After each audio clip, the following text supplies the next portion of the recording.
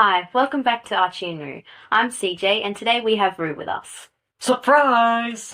You're probably wondering where Archie is. Especially as recently we had a video in which we said he would be in the hotspot in this episode.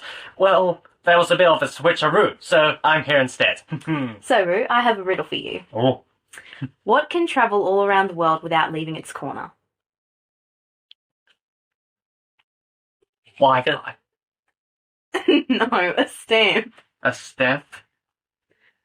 It travels all around the world but doesn't leave its corner. The corner of the envelope. So, Roo, are you ready for your interview questions? Yes. Okay. I was wondering if you would share some of your testimony and how you came to faith in Christ.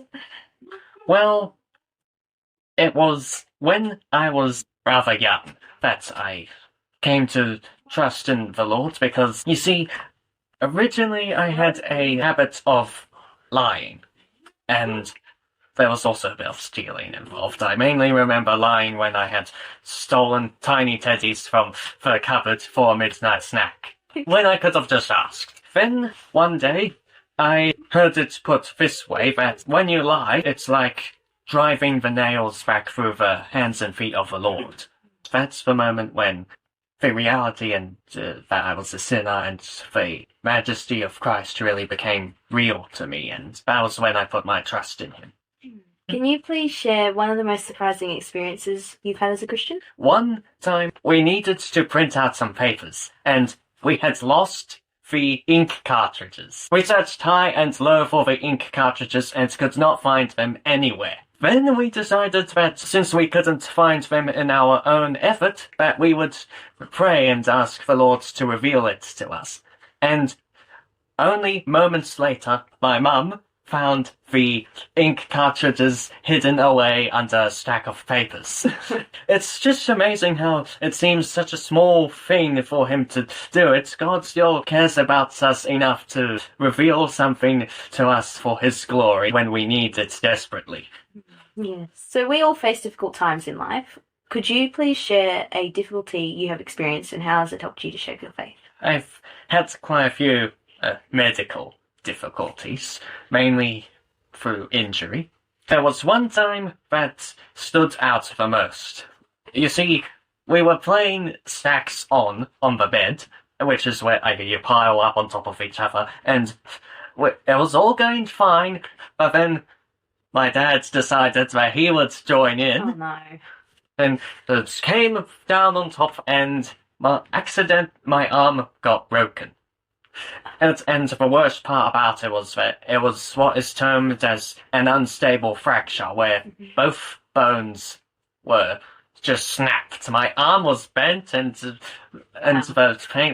pain was excruciating. I actually think it's that no other pain in my life has yet managed to outweigh that. And I feel that God was with me as I went into the surgery because, well, usually when there's an unstable fracture, they have to take little bolts and plates of metal and screw them into your bones to hold them in place until it's completely healed, and then do an operation to take them back out. And the average healing time would usually be about 6 or 7 weeks. But I didn't have to have those, and my bones reset quite accurately, and I was able to have my cast off in about the 4th week, which is very soon for such a fracture. Yes, it is. One of the most interesting things about it was that after I was coming out from having my cast taken off, we met a man who himself had had a similar fracture and had to get the bolts and plates. Oh, wow. Which is somehow that it just seems interesting that we had that encounter as we came out the door. So what are a few of your favourite scriptures and how do you apply them to your life?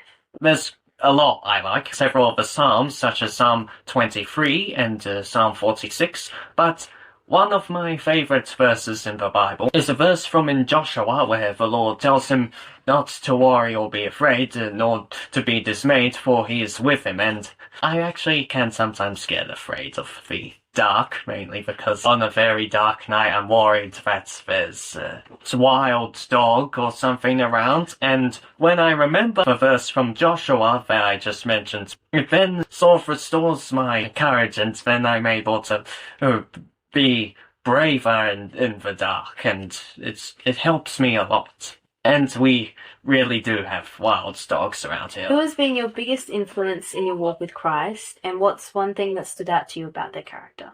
Well, that person would probably be my mum. She has always pointed me towards Christ, and I think she's a very God-fearing woman, and someone who just wants to live in the right way that God provides her, and up to the task and standard of the job that God naturally gave mothers, which is to raise their children in the way that they should go, so that when they are older, they will not depart from it. So if you could give people listening one piece of advice for their walk with the Lord, what would it be?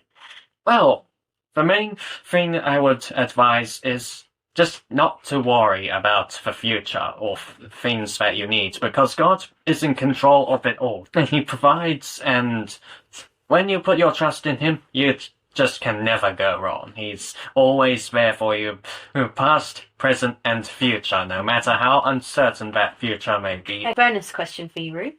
Bonus question. Yes. If you were stranded on an island and could only have one page out of the Bible, what would it be? I quite like all the books of the Bible. It would be hard for me to choose, but I think I would choose the page on which John chapter 3 is. And that actually has an interesting thing with me, because you see, when I received my first grown-up Bible, I was reading in John, and then I accidentally tore the top of a page that had John chapter 3 on it out of a book, and for a long time I was unable to actually read a whole chunk of John. Personally, I was actually very excited when years later actually, my parents bought me a new Bible, and it had the whole of the book of John, so including the bit I had torn out. Long story short, that's the page of the Bible that I would keep if I were on a deserted island and could only keep one page out of it.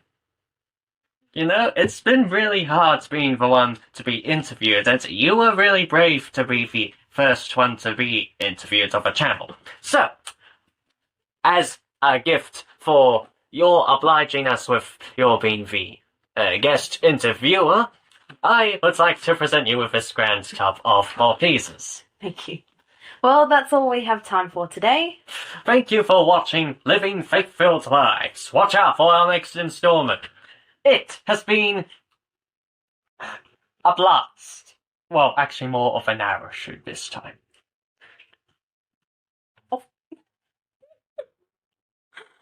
Thanks for watching. Goodbye and God bless.